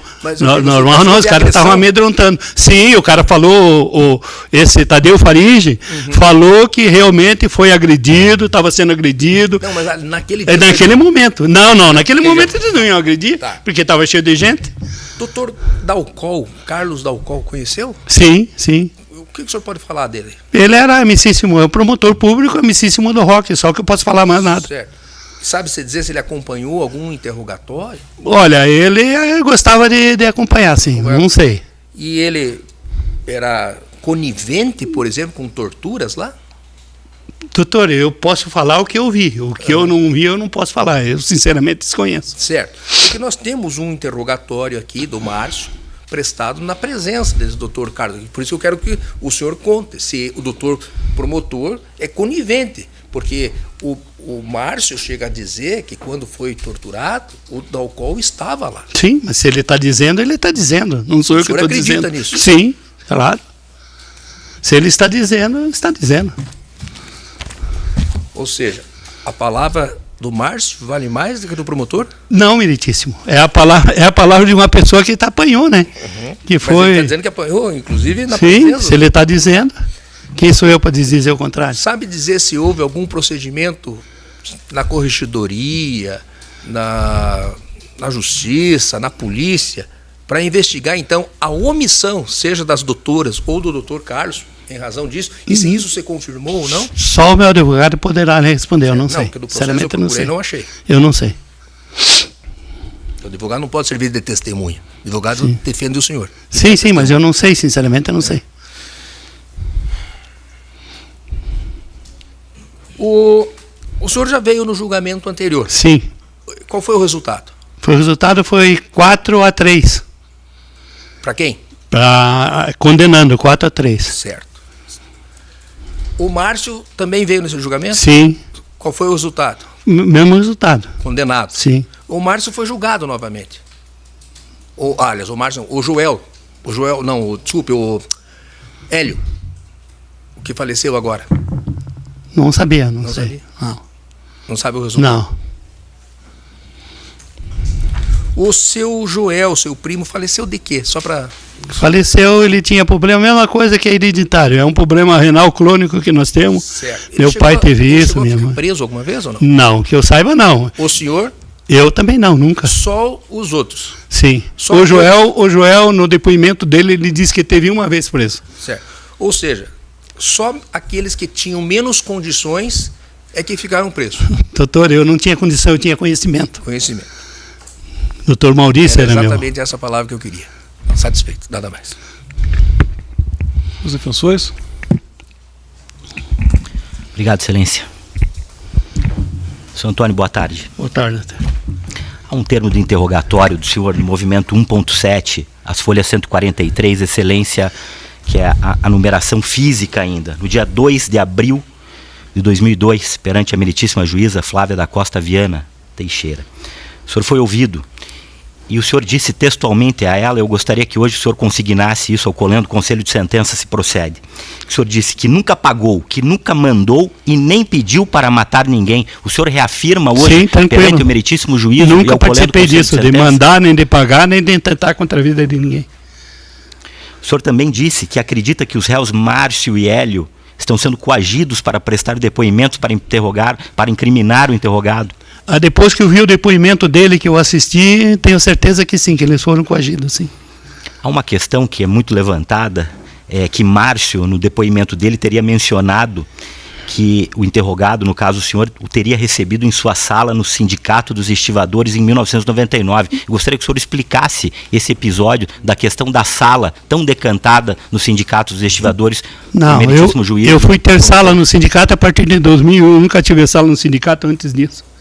E a sala que eu tinha era na assistência social. Tinha mais 3, 4 funcionários junto comigo. O senhor reitera, então, que não conhecia Não, de maneira nenhuma. Paulo? Não tive com ele em sala nenhuma. Não ofereci dinheiro, não dei dinheiro nem nada. Não sabia onde morava Paulo Sakamoto também? Não. Ligação com o jogo do bicho? Nunca tive. Eu não gosto dele. Eu sou cristão, eu não jogo. Cada um faz o que quer da vida, mas eu não jogo. Seu Antônio, obviamente o meritíssimo juízo, com algumas indagações, do promotor de justiça, da mesma forma, o senhor respondeu. O senhor tem mais alguma coisa a dizer, doutor Beno? Não sei se tem alguma indagação a mais? Sim. Já que foi trazida essa questão sobre o pagamento dos honorários, seu Bonzato. Sim, o escritório do professor René, que foi meu professor na Universidade Federal do Paraná, tenho a confiança do doutor Beno, que lhe acompanha há mais de 20 anos. Explica pra gente isso, fazendo favor, novamente. Para mim fica chato e não fica. Porque eu fui conversar com o doutor René através da intervenção do doutor Maurício, que era uma pessoa conhecida desde a infância. Ele tinha idade do meu falecido irmão. E eu paguei para o doutor René, ele me fez na época, se fosse hoje seria 10 mil reais. Olha, o René Dotti cobrar 10 mil reais de uma pessoa. Chegou uma época, eu não tinha condição de pagar, porque eu estava pagando por mês, 1.000 reais por mês. Eu não tinha condição, daí marquei, vim em Curitiba e chorei para ele, até ele fez uma gracinha comigo, era peculiar dele, me levou na sala e me contou uma história, e daí me parcelou, para em vez de pagar o restante em 1.000, eu pagava em 500 reais. Quitei o pagamento, de lá para cá eu não paguei um centavo nesses 20 anos para o Beno, e devo para ele. Devo não em dinheiro, eu devo moralmente para o Beno, e ele sabe disso, ele sabe. Pro doutor Matheus, eu paguei a inicial do primeiro júri. O doutor Matheus sabe, já naquela oportunidade, para pagá-lo, eu tive de me desfazer, meu genro me ajudou, e eu estou lhe devendo e vou pagar. Eu preciso continuar trabalhando para pagar, mas hoje eu não tenho condição. Então eu agradeço também.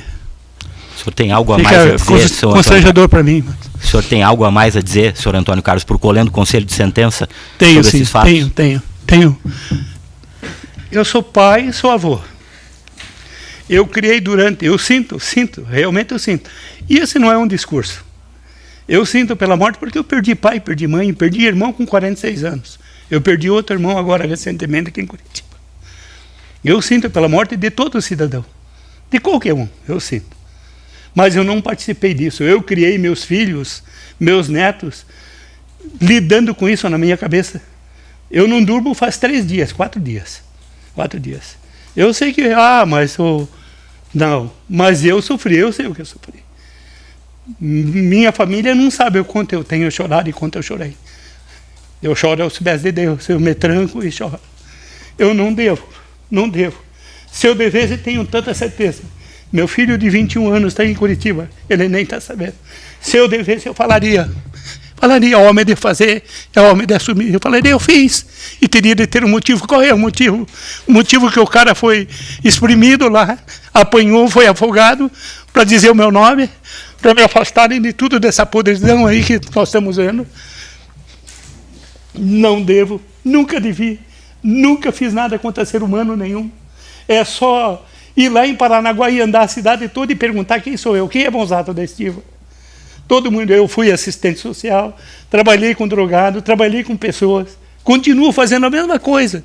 É só ir lá, eu só não fui agora na pandemia, porque vetaram, mas eu prestava serviço no asilo e não fui condenado para fazer isso.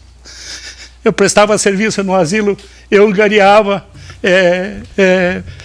piso, ganhava uma coisa de um de outro através do meu conceito e colocava lá, é só ir lá e perguntar. Eu continuo fazendo a mesma coisa que a minha mão direita faz, a esquerda não precisa saber, eu não vou contar mais nada do que eu faço. Só o que eu faço é o seguinte, mal eu nunca fiz para ninguém. Eu nunca matei ninguém, nunca mandei matar ninguém. Eu estou aqui apelando, eu não quero que aconteça hoje, promotor público, o que aconteceu com a família lá de Guaratuba, que agora o Estado está pedindo perdão para a mulher. Eu não devo. Se eu devesse, eu falaria para vocês. A maioria de vocês não sabe o que acontece numa delegacia. Hoje mudou muito. Me falam que eu sou parente do Bijeiro do Gel. Sim, eu tenho outros parentes. Tenho um primo que tem faculdade aqui em Araucária. Tenho um primo que é delegado no COP, Alexandre Bonzato, que é delegado no COP. Eu tenho vários parentes aqui em Curitiba. Então, se apegam no meu nome por causa do Joel. O bicheiro com ele foi o irmão dele, está lá, belo e solto, vivo e sem fazer nada. Nunca me perguntou assim, Antônio, se precisa de alguma coisa? Eu também não vou pedir, eu sou homem suficiente para não pedir. Quem me ajuda é meu genro, minha família, minhas filhas. É isso que eu tinha desde. Desculpe a emoção. Desculpe. Me permite um esclarecimento apenas? Considerando esse seu relato, por qual motivo foi requerido, por parte da sua defesa, a retirada do julgamento de Paranaguá? Olha, eu acho que nós não pedimos, doutor. Quem pediu foi o Correio. Foi o Correio. Não foi. Eu nunca tive problema. Mas concordar. Mas concordar. Nós não, doutor. Foi a defesa do Márcio. Mas concordar. Viu, doutor? Não. Viu, doutor? Doutor, eu esqueci de citar. Tem policial ali, daí, Coronel Marino é casado com a minha prima. O Tenente Oscar é meu concunhado. Então, eu tenho gente boa, muita gente boa na família, e tinha Joel que vivia da clandestinidade de jogo. Tudo bom, senhor Antônio? Deixa eu só tirar uma dúvida. É porque, olha só, na denúncia, consta lá que o senhor tem o mesmo sobrenome do Joel. Sim. Só que lá na denúncia consta que ele é seu tio. Não, mas ele não é seu tio, né? Não. Você ele é meu primo. Seu primo. Primo, só mais nada. Eu acho que o senhor já disse isso, mas só para relembrar, ele tinha um irmão que também fazia... Sim, ele tinha um irmão que trabalhou com ele 40 anos, que é Renato. Tá, que não tem nada a ver com o senhor. Não tem nada a ver comigo. O lado deles é um e o lado nosso é outro. Isso na família existe muito.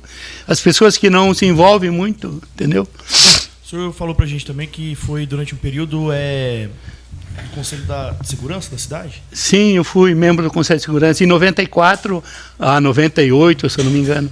Tá, nesse período aí, ali na parte do litoral, a gente tem até um caso famoso, né, das bruxas de Guaratuba. Sim, sim. Que a polícia torturou elas. Sim, sim. É isso que eu falei agora. Lembro disso. Tá. O senhor participava desse Conselho de Segurança na época? Não, mas é lá em Paranaguá, eles são de Guaratuba. Entendi. Mas eu era do conselho lá em Paranaguá, sim, participava. Tá, mas assim... Foi muito comentado na época. O que aconteceu lá em Guaratuba é o que aconteceu também lá em Paranaguá? Sim, mesma coisa.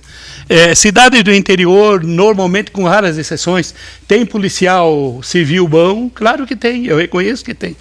Mas tem aqueles que realmente vivem de esquemas. Entendi. Por assim dizer. Então essa prática de tortura, de confissão, era uma rotina? Sim, sim. Basta dizer que um dia eu chamei o juiz da comarca de Paranaguá, doutor Antônio Massaro, parece que ele é corregedor aqui, é só perguntar para ele, ele não vai se furtar o direito de falar a verdade. Ele é juiz, né? Ele não vai dizer. Tá.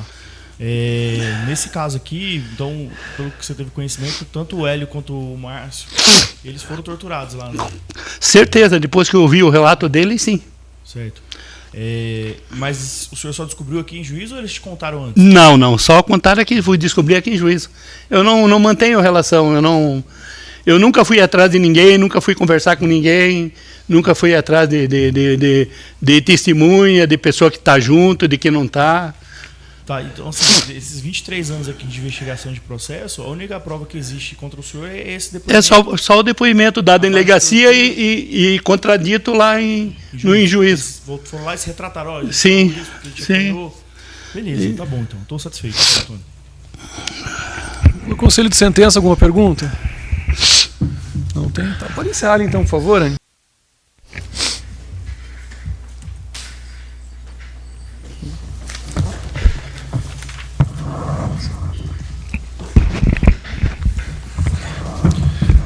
Pode. E jurados, voltamos aqui então. Senhor Márcio, é isso? Sim, senhor. Tá, o nome completo do senhor qual que é? Márcio Bauraquia de Teixeira. Tá, senhor Márcio, meu nome é Thiago, eu sou juiz de direito, sou responsável aqui por presidir a sessão de julgamento, tá certo? Faremos aqui o seu interrogatório. O seu atual endereço qual que é, Márcio? Vila São Vicente, hoje é Vila São Vicente. Tá, mas o nome da rua lá, avenida? Rua... não sei o que, Tramujas. Tá, o senhor não sabe indicar não qual que é o endereço? É em Paranaguá? Paranaguá. Tá certo. É Vila São Vicente. A sua profissão qual que é, Márcio? Eu era estivador. Estivador. Tá, hoje o senhor está preso, é isso? Sim, senhor. Tá, há quanto tempo? Estou indo para 4 anos. 4 anos. Tá, hoje o senhor está preso por qual razão? É por força de um decreto preventivo, ou seja, uma prisão preventiva, provisória? Veio porque... mandado de prisão, né? Tá, tudo bem, mas o senhor está em cumprimento de pena, é isso? Sim. Tá ótimo. Há quanto tempo? 4 anos que o senhor disse, né? Não chegou 4, mas tá esperando já. Tá, entendi. Quando o senhor estava em liberdade lá, há 4 anos, né? A sua remuneração, quanto que o senhor ganhava em média com o seu trabalho? Por mês? Isso. Uns 4, 5 mil. Tá, o senhor chegou a frequentar a escola? Frequentei. Até que série? O senhor diz na cadeia ou na rua, em liberdade? Isso, ao todo, né? Qual que é o grau de instrução do senhor? Eu, na rua, eu parei na 7ª, só que eu fiz a 8ª agora na cadeia. Tá, concluiu então o ensino fundamental, é isso? Isso. Tá. O senhor dizia então que está preso há 4 anos, eu perguntei se era uma prisão provisória ou definitiva, ou se estava cumprindo de pena, né? Então o senhor, pelo jeito, não sabia responder, mas eu vou reformular a pergunta, né? Fora esse processo aqui, o senhor responde ou respondeu a outros? Eu respondi um homicídio já. Tá, a um homicídio? Sim. Tá, o senhor foi condenado por ele? Fui condenado por ele. Qual que foi a pena? Eu tirei 7 anos. Tá, mas a pena total foi... Respondi bastante no fórum em carteirinha. Tá, mas qual que foi a condenação total, a pena aplicada ao senhor total? Eu não tenho lembrança agora quantos anos foi, senhor. Tá, entendi. Essa foi a única condenação que o senhor teve? Foi, do homicídio foi. Tá, o senhor respondeu a outros processos? Respondi. Tá, por quais crimes? Eu fiz um assalto. Um roubo? Um roubo. Tá, o senhor foi condenado por isso? Foi. Tá, qual que foi a pena? Também não lembro, tanto de ano eu não lembro também. Tá. Então houve uma condenação por homicídio, Sim. outra por roubo. Sim. Tá. Quais mais processos que o senhor respondeu? Só. Tá. Não tem outras anotações? Não, que eu tenha lembrança não, senhor. Tá. Hoje o senhor está preso então porque cumpre pena pelo homicídio e pelo roubo? Pelo homicídio só. O roubo já foi cumprido a pena? Um homicídio e o roubo eu já paguei tudo. Tá. Então é só pelo homicídio? Só isso? por esse agora que já estou com quase 4 anos pago já. Tá. Entendi.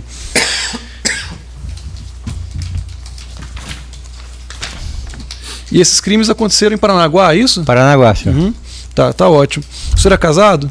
Casado. Tem filhos? Tenho. São quantos filhos? Um filho, senhor. Tá, ele tem que idade? 28 anos. 38 anos. Oi? 38 anos. 38. Tá, o senhor tem que idade hoje? 55. Uhum. Bom, o seu filho já não depende mais do senhor, né? Não.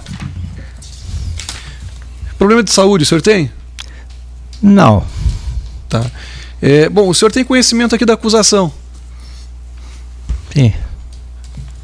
Tá, eu faço essa pergunta não porque é praxe, não só porque é praxe, mas porque o defensor público diz que o senhor não sabe o porquê que o senhor está sendo julgado aqui hoje. Agora eu não sabia, porque eu já era condenado. Uhum. Desse que me chamaram, eu já era condenado, já estou pagando. Mas o senhor nunca tomou conhecimento de que há um processo criminal, né, e foi instaurado contra o senhor por uma acusação... Pela ordem, ele quer responder as perguntas só da Defensoria Pública. Não, veja, doutor, mas isso não diz respeito ao fato, na verdade diz respeito à alegação que o senhor trouxe que ele não sabe porque ele está sendo julgado. Ele já respondeu já. Então é justamente esse o ponto, né? Eu preciso saber, até porque se ele não souber aqui, é a causa que eu, enquanto juiz, tenho que interferir. Né? Então ele precisa esclarecer que ele não vai dizer, enfim, se foi ele, se não foi ele, não é isso o ponto. É uma questão formal para verificar se ele tem conhecimento da acusação.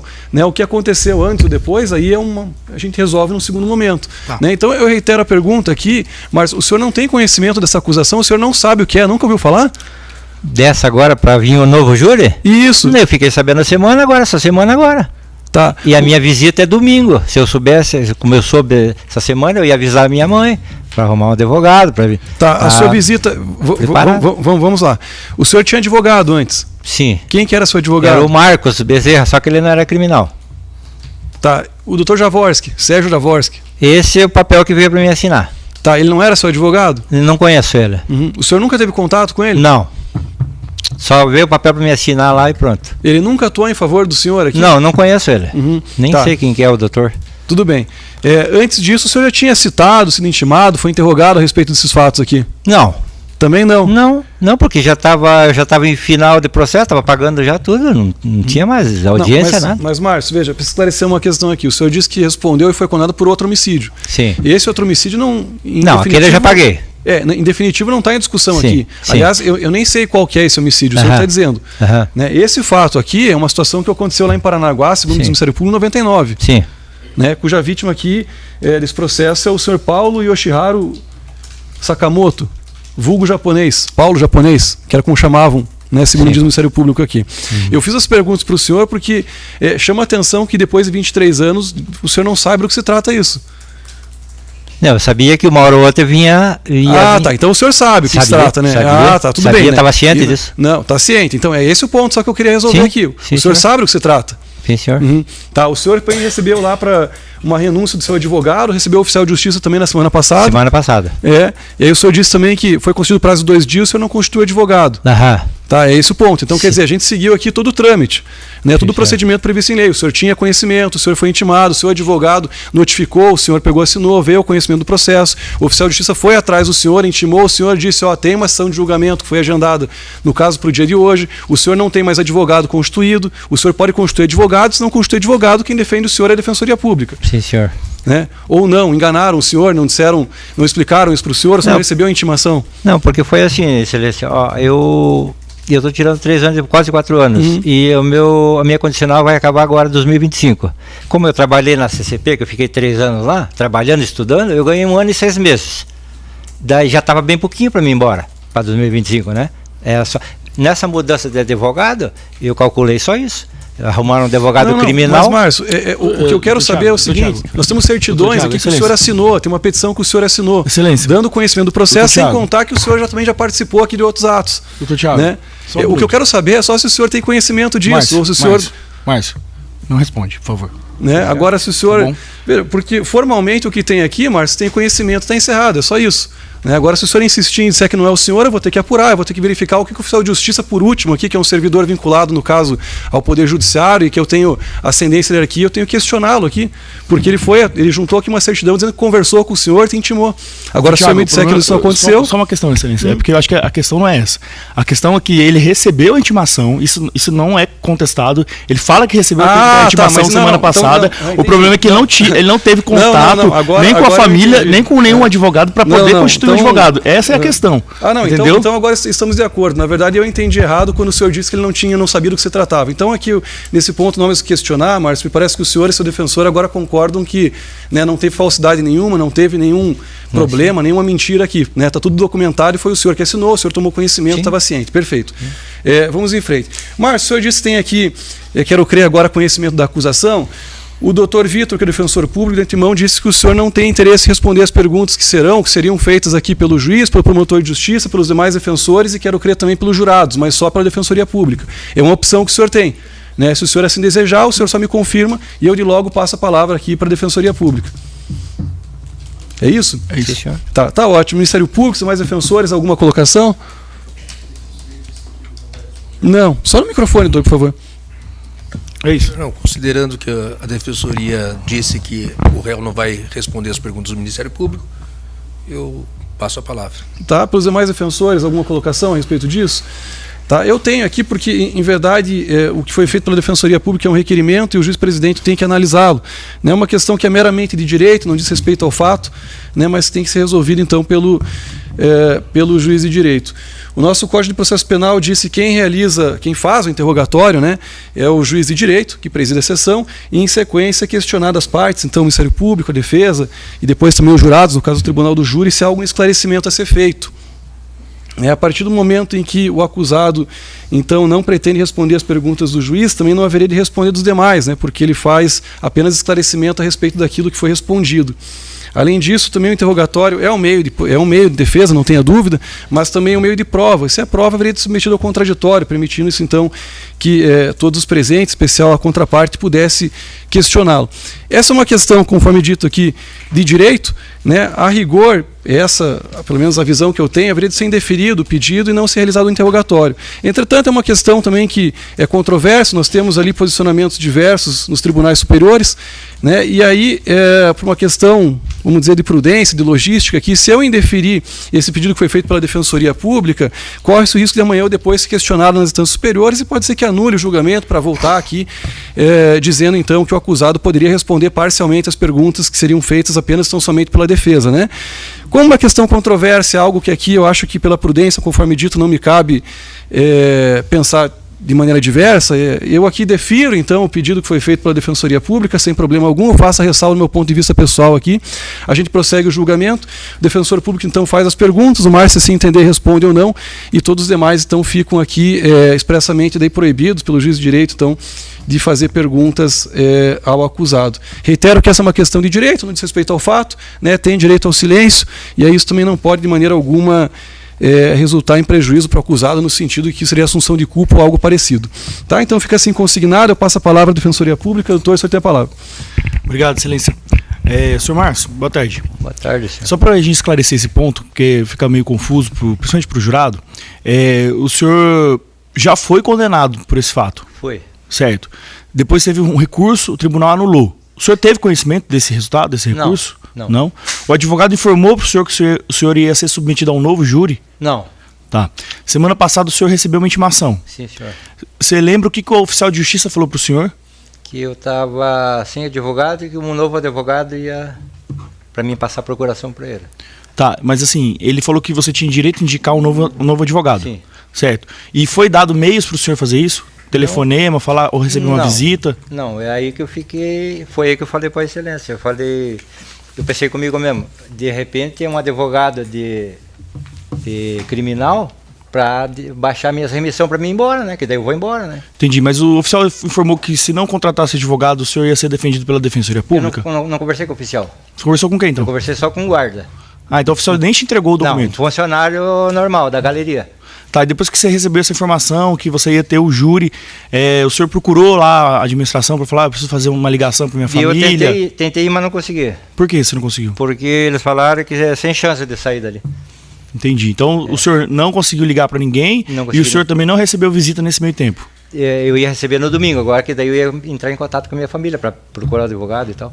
Em resumo, você não teve tempo nem de procurar um advogado? Não, nem os meios? Na verdade, eu até assinei esse papel sem saber que era novo júri. Entendi. Eu assinei o papel sabendo que era um advogado que ia tomar posse. Então. Você só sabia que era para constituir um novo advogado, mas o senhor nem sabia que ia ter o júri essa semana? Não sabia que ia ter o júri hoje, fiquei até assustado. Entendi. O senhor diz assim que ficou assustado por causa do júri, porque o senhor não sabia se era esse processo, se era outro processo? Fiquei... Qual o motivo que você está aqui hoje? Porque fiquei assustado porque, na verdade, eu só estou devendo essa cadeia que eu estou pagando, né? Certo. Daí eu falei, de repente o senhor falou que era um júri novo ali e tal, daí eu fiquei mais apavorado ainda. Falei, tá, entendi. Então o senhor sabe que hoje já o senhor fui a júri já, né? Naquela época, eu já fui condenado tudo. Tá, mas o senhor sabe que hoje o senhor está respondendo aqui um processo que está sendo acusado contra o Paulo japonês, né? Sim. Paulo Sakamoto. Tá. Sim. Beleza, então assim, conversando aí com os jurados aí, explique para eles aí o que aconteceu nesses 23 anos de processo. Aqui? Tá bom? Isso, pode falar com eles aí. Eu não lembro o dia, doutor, só para começar. Mas problema. Era em volta de 5h30 da tarde, eu ia responder a chamada no porto. Sou estivador e tal. E abri o portão da minha casa e fechei e estou indo para o meu carro, do outro lado da rua. Abrindo meu carro, encostou um Fiat vermelho do lado, dizendo que era a polícia e onde que morava o Márcio. Eu falei, eu sou Márcio. Márcio do quê? Márcio Baura aqui. Então me acompanha, que você vai conversar com o delegado. E eu fui. Aí, não vai acontecer nada, só vai lá e daqui a pouco você já vem pegar teu carro. E eu fui para a delegacia. Cheguei lá, eles não entraram pela frente, não saí do carro, entraram no portão do lado, nos fundos que tinha um pátio, que tem carro velho, bicicleta roubada, aquela coisa arada lá. E saiu eram 3 policiais, saiu um do passageiro do lado do motorista, foi lá e não demorou muito, voltou dizendo para os outros policiais, o doutor não está, o chefe não está. O que fazemos? Vamos dar uma volta com ele. Aí foi a mão que me levaram de novo. Já começou a escurecer, já era mais 6 e pouco e tal, deu 7 e pouco, 8 horas. E ligaram de novo, eu escutei a hora que o cara ligou. Só que nessa hora eu já não sabia nem que eu estava mais. Já me levaram para outro lugar lá. E daí o delegado, o doutor não chegou ainda, o que fazemos com ele? Então vamos fazer por nossa conta mesmo. Aí que levaram eu numa lagoa lá na descida da Pixirica e colocaram um pau aqui assim, e algemaram assim e me derrubaram para trás. E eu fiquei de ponta cabeça, na água. Até cortei a perna aqui no próprio pau que tinha um prego do lado. E fala, não fala. Eu falei, eu vou falar o quê? Não, nós já sabemos de tudo, nós temos prova de tudo. Eu falei, mas eu não fiz nada, eu estava trabalhando nesse horário e tal. Não sei o quê. O doutor chegando, nós vamos provar isso aí. Tá bom. Aí fui para afogamento e voltemos para a delegacia. O doutor nada de chegar, não sei onde que ele estava. Não sei o que aconteceu. Aí nessa mão, não podemos deixar ele aqui. Os guardas falaram para mim, não podemos deixar ele aqui na delegacia, enquanto não falar com o doutor. Vamos levar ele para outro lugar. Foi nessa mão que me levaram na Raia, lá, um bairro, Raia, onde que era o antigo café Tiberê, que eles torravam o café, embalavam e vendiam ali. Era o melhor café que tinha em Paranaguá. E nessa mão eles me levaram para dentro e era tipo uma mini academia. E ali começaram a me dar tortura de choque em mim. Choque, colocaram uma meia molhada no meu pé e colocaram o alicate no meu pênis e no meu saco. E ali começaram a dar. Dava e desligava, vai contar ou não vai? Falei, doutor, o senhor vai me matar, mas eu não sei de nada, isso aí. Não, vai falar. E nisso não falei, acabei falando tudo, que não era para mim falar, eu falei. Falei, então tá bom, doutor, fui eu, tal. Confessei. Aí fui para a delegacia, o delegado chegou. Mas eu vou atender ele só amanhã de manhã. Fiquei lá num curralzinho lá. Outro dia o delegado e mais um outro rapaz que estava do lado na sala dele, não conhecia também o delegado, nada. Falou, nós já sabemos de tudo, que foi você, que você foi mandado por fulano, assim, ciclano. Eu falei, não, senhor está enganado, que não foi eu, não. Então tá, assina esse papel. Aí eu assinei o papel. Aí o advogado na época, o Dr. Douglas, parece que era meu advogado, já chegou, tá, e começou a conversar comigo e tal. E nisso me levaram para o COP. Daí me levaram lá para a cadeia do COP. Outro dia já de manhã. E lá eu fiquei, né? Depois fui transferido, fui para o sistema. E não fui eu, porque se fosse eu, como ele falou, o delegado falou, nós temos uma filmadora vendo você atirar. Meu advogado pediu várias vezes para ver a câmera, para ver a filmagem e tudo. Me levaram lá, colocaram um revólver na minha mão, para mim fazer como aconteceu lá. Eu nunca tive uma arma na minha vida. E daí eu fiquei no COP lá, fiquei 2 anos lá, depois saí. Lá eu fui torturado no COP também. Conheci a tal da banheira cor-de-rosa lá, que falaram que eu era Rambo, que aqui eu quero ver se você é o Rambo mesmo, que não sabe o que você fez, aqui você vai falar. E eu fui para a banheira lá, tinha um zíper aqui na sacola, com 2 bolinhas de madeira, fecharam eu aqui assim, e abriram aqui, jogaram água, abriu o chuveiro, e sabão em pó e detergente de lavar louça. Assinei também. Falei que fui eu. E é isso, excelência.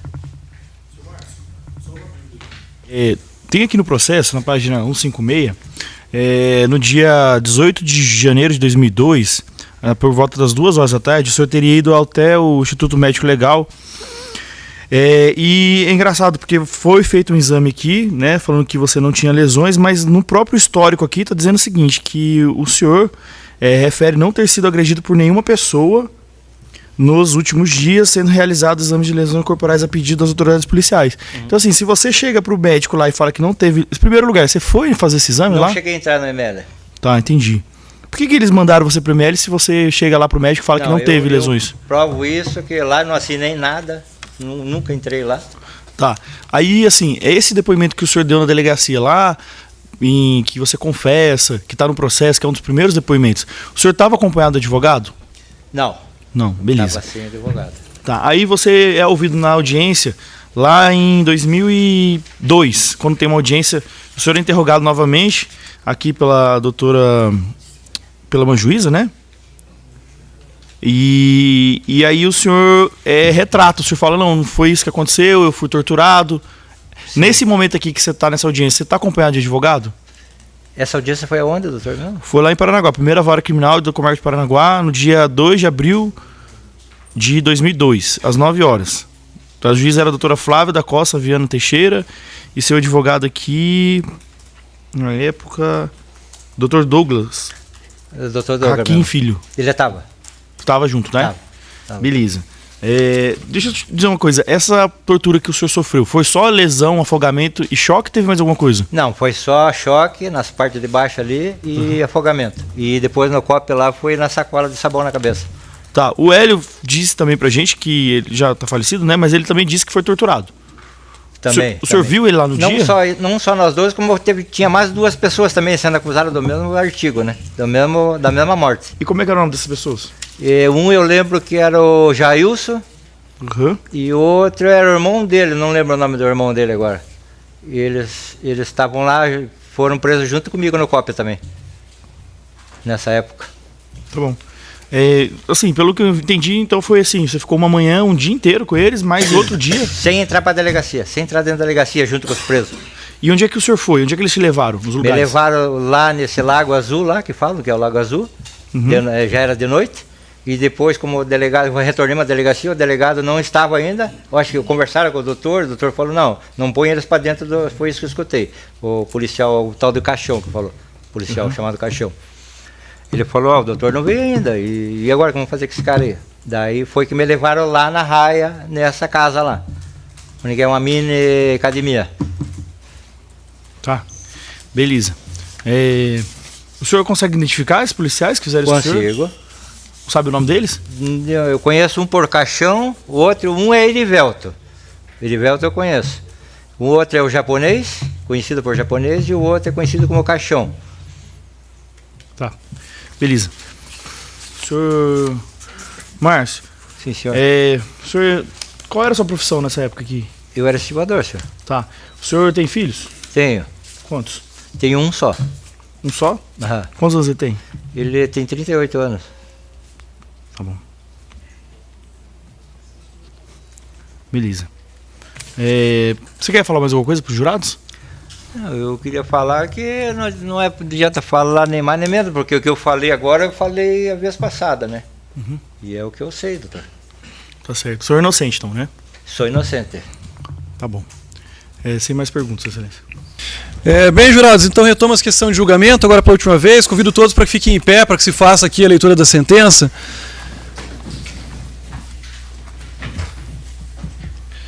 Senhor Antônio Carlos Bonzato e também senhor Márcio Bauraquides Teixeira. Realizamos aqui no dia de hoje o julgamento dos senhores. As testemunhas foram dispensadas, os senhores foram interrogados, deram a versão aqui a respeito do que aconteceu acerca dessa acusação. O Ministério Público, promotor de justiça, em sequência, fez a exposição do que entendeu devido aos jurados e da mesma maneira também fizeram os defensores de cada qual a favor de cada um dos senhores. Ao final de tudo isso, o Conselho de Sentença chegou a uma conclusão, e essa conclusão está presente na sentença, agora faço leitura. Leitura essa maneira resumida, ela é um pouco extensa, mas depois o senhor Antônio Carlos Bonzato, também Márcio Bauraquides Teixeira, terão acesso na íntegra, se assim desejarem. Dessa forma, então, passo direto ao item 2, fundamentação. Ao responder essa série de quesitos, os jurados chegaram à seguinte conclusão: primeira série, em relação ao acusado Antônio Carlos Bonzato, reconhecer a existência do fato e não atribuíram participação ao réu, que tornou prejudicada, então, a votação dos demais quesitos na forma do artigo 490, parágrafo único do Código de Processo Penal. Segunda série, acusado Márcio Bauraquides Teixeira. A linha A, reconhecer a existência do fato. A linha B, atribuíram participação ao réu. A linha C, não absolveram o acusado. A linha D, reconhecer a qualificadora de motivação torpe. A linha E, reconhecer a qualificadora de crime praticado mediante paga. E, por fim, a linha F, reconhecer a qualificadora de emprego de emboscada para a prática do crime. Item 3, positivo. Diante do exposto, em atenção ao Conselho de Sentença, julga-se parcialmente procedente a acusação, a efeito de, a linha A, absolver o acusado Antônio Carlos Bonzato, da imputação pela qual foi pronunciado, e a linha B, condenar o acusado Márcio Bauraquides Teixeira pela prática quanto previsto no artigo 121, parágrafo 2º, incisos 1º e 4º do Código Penal. Ou, em outras palavras, aqui, em relação ao acusado Márcio Bauraquides Teixeira, uma condenação por um crime de homicídio qualificado. Item 4, dosimetria da pena, isso em relação apenas ao acusado Márcio Bauraquides Teixeira, que aqui foi condenado. Pena total definitiva de 25 anos de reclusão, limitada, porém, à quantidade de pena que foi fixada no último julgamento, 20 anos, e isso em observância aqui a impossibilidade de reforma para pior, sob aspecto indireto, assim chamado então pela jurisprudência, uma vez que aquele julgamento, ou melhor, aquela pena, se tornou, transitou em julgado pelo Ministério Público e só a defesa recorreu, então, anulando o julgamento. Eu dispenso aqui a leitura dos demais itens, só consignando que, em relação ao acusado Márcio Bauraquides Teixeira, se ordena o início imediato do cumprimento da pena, em vista aqui da soberania que se reveste as decisões do Tribunal do Júri. Curitiba, Tribunal do Júri, dia 3 de maio de 2023. Doutor Marcelo, pelo Ministério Público, alguma colocação? Tá. Doutores pela defesa, alguma colocação? Tá. Dessa maneira... Tá, interpor recurso pela Defensoria Pública, né? Que já foi, inclusive, eu acho que assinalado pelo próprio acusado em termo e apartado, né? Ok, é feito o recebimento nessa oportunidade e depois, em sequência, concedido prazo para que a Defensoria Pública ofereça razões e recurso. Então, dessa forma aqui, agradecendo a presença de todos, o Ministério Público, a Defesa, os servidores, a escolta policial, o serviço terceirizado, aos próprios acusados, em especial aos jurados, ao Conselho de Sentença, ao que nos acompanha aqui pelo YouTube e também presencialmente. Na ausência das considerações, dou por encerrada a presente sessão. Eu agradeço. Obrigado.